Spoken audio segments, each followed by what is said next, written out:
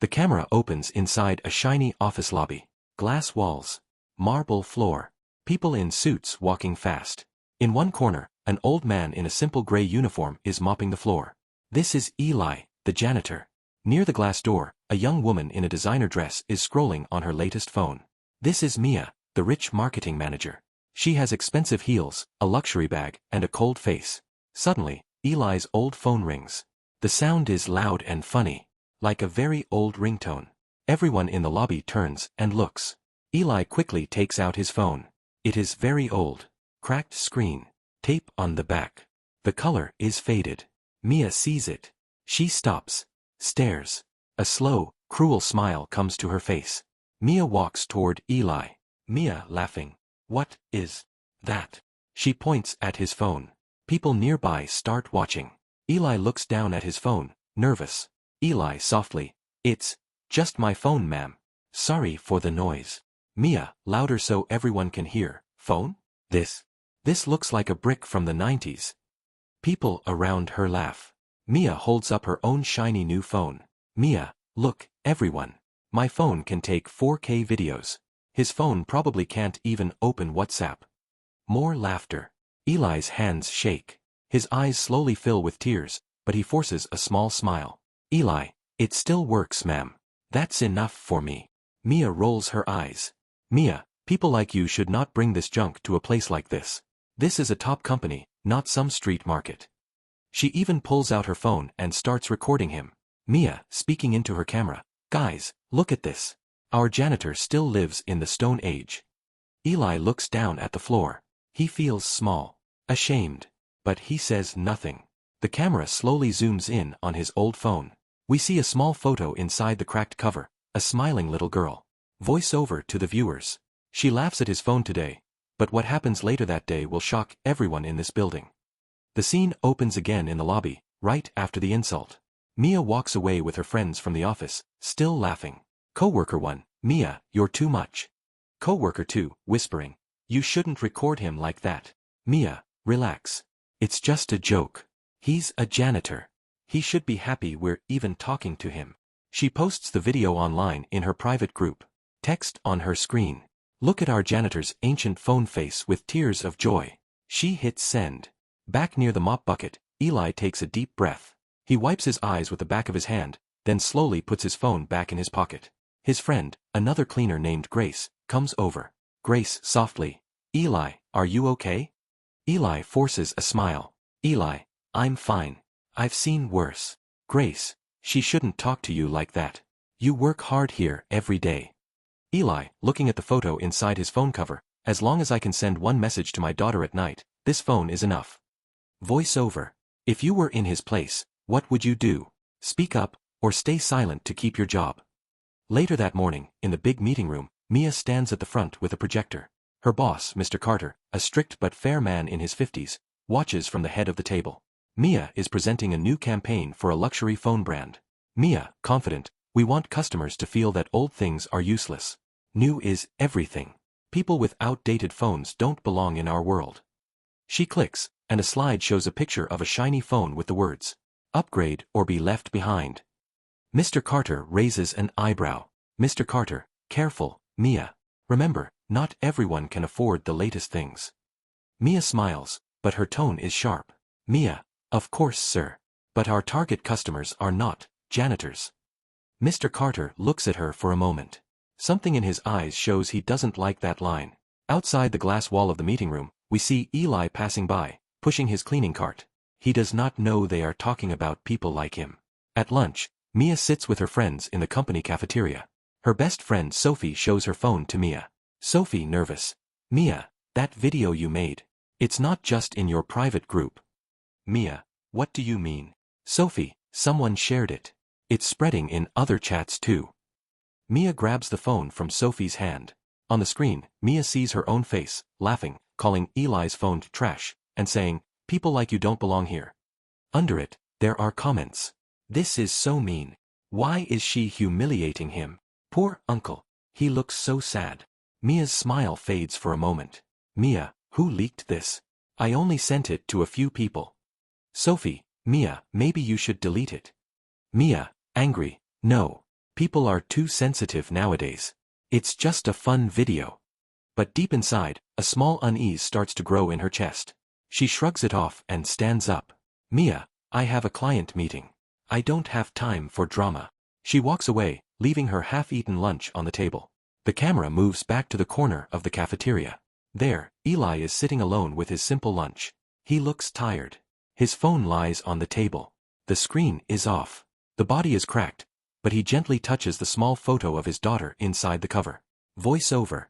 He doesn't know he is the main character in a cruel video yet. The screen slowly fades as the sound of his old ringtone echoes faintly. By the end of the day, everyone will see this phone in a very different way. The sky turns dark. Rain hits the windows of the tall office building. It is late evening. Most employees go home. Eli is still working, mopping the long, empty corridor.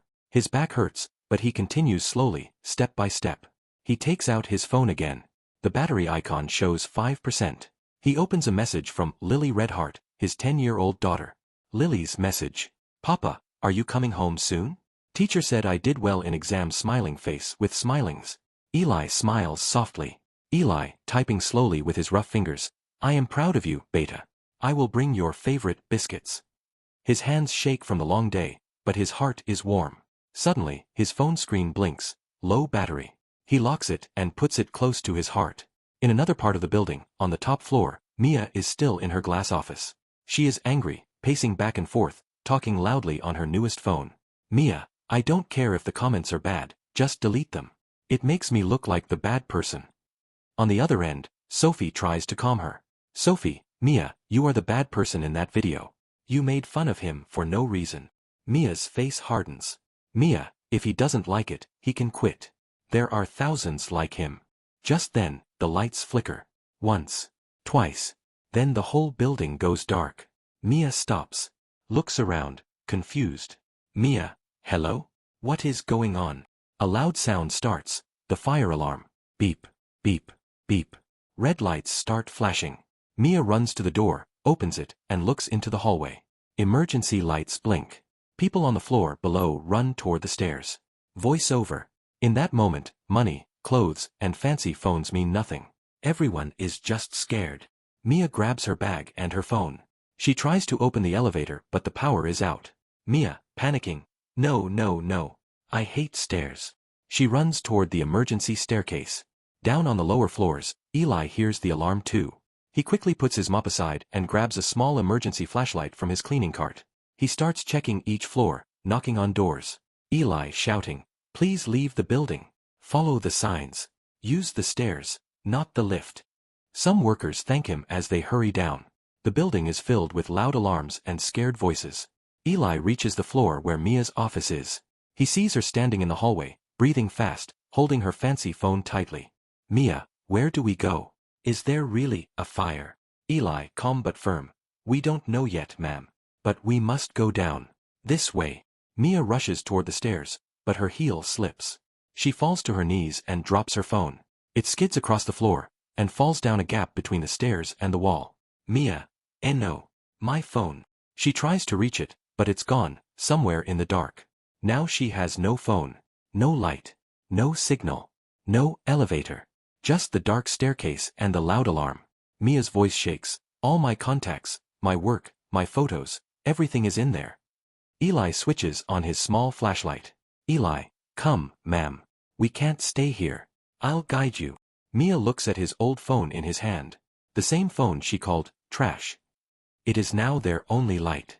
She hesitates. Her pride fights with her fear. Then another loud alarm hits. She jumps. Mia, quietly. Please, don't leave me. Eli nods. Eli, hold the railing. Stay behind me. Step by step. He walks slowly down the stairs, shining the light so she can see each step. At one point, another worker rushes past and almost pushes Mia. She stumbles. Eli quickly holds her arm. Eli, careful. Mia looks at him, surprised by his kindness. She remembers how she laughed at him in the morning. Mia, whispering, why are you helping me, after what I did? Eli simply says, because this is my job, and because you are a human being. His voice is calm, but there is pain inside it. They reach a landing where a small emergency window is open. Smoke from a minor electrical short can be seen far below, but the fire is already mostly under control by the building system. Security guard on walkie-talkie, the fire is in the basement generator. Sprinklers and fire team handled it. But power will take time to come back. Eli and Mia finally reach the ground floor with the other workers. Mia is shaking. Her makeup is messy. Her hair is not perfect now. Outside, in the parking lot, emergency lights flash. Workers talk, scared and tired.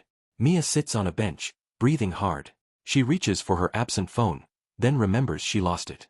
Her eyes fill with tears again. This time, not from pride, but from fear, stress, and regret.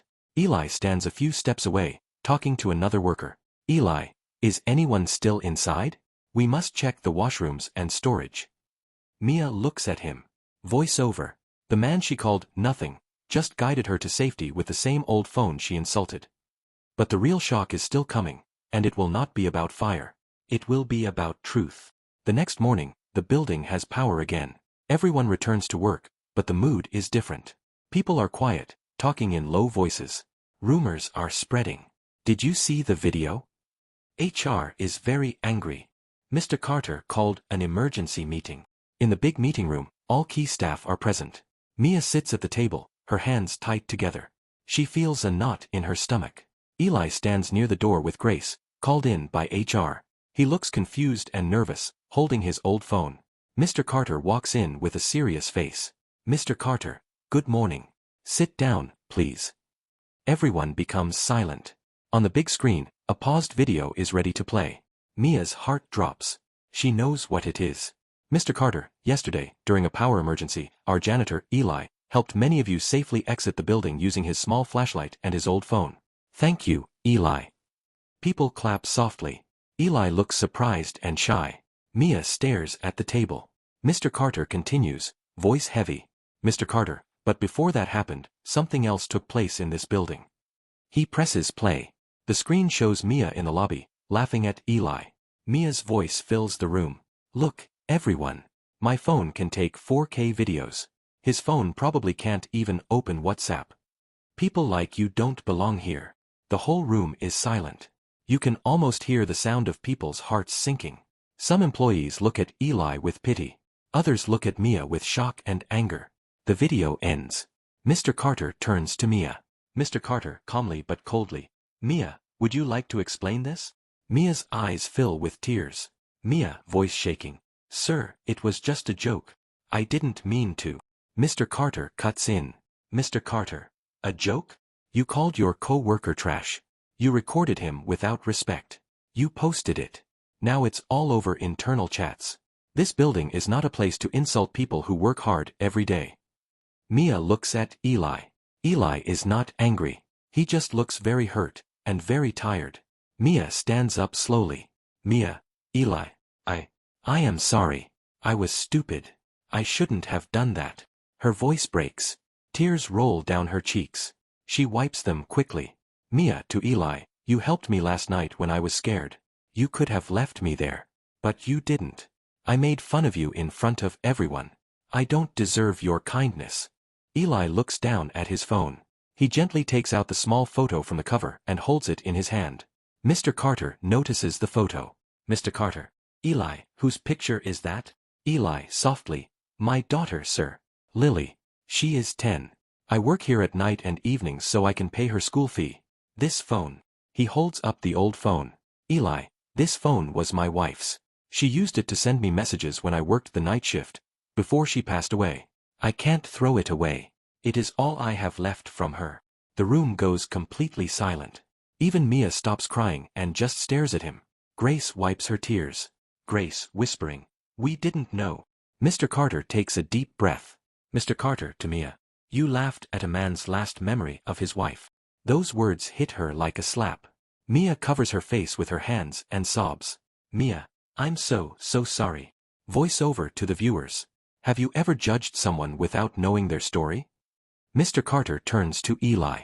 Mr. Carter, Eli, we should have recognized your hard work long ago. You kept calm in an emergency. You helped staff. You stayed loyal even when you were insulted. He looks at HR. Mr. Carter, from today onward, Eli will receive a pay raise and full support for his daughter's school fees. Eli's eyes open wide. His hands shake. Eli, sir, I don't know what to say. Mr. Carter smiles softly. Mr. Carter, just keep being the person you are. People clap. Some stand up. Eli's eyes fill with tears, but this time they are tears of gratitude. He holds his old phone close to his chest. Then Mr. Carter looks at Mia again. Mr. Carter. As for you, Mia. The room waits. Mr. Carter, you are skilled at your job. But skill is nothing without respect. You are suspended for 2 weeks without pay. Your position will be changed. You will no longer lead a team. Mia's lips tremble. Mia, I understand. Mr. Carter, and during those 2 weeks, if you wish to stay in this company, you will work side by side with our cleaning staff. You will see how much work they do to keep this place shining. Gasps in the room. Mia nods slowly. She feels ashamed, but she knows this is fair. After the meeting, people leave the room in small groups, talking quietly. Mia walks up to Eli, eyes red. Mia, Eli, I don't expect you to forgive me, but I want to say, I am truly sorry. I was proud, blind, and cruel. She takes a small box from her bag. Inside is a new mid-range phone.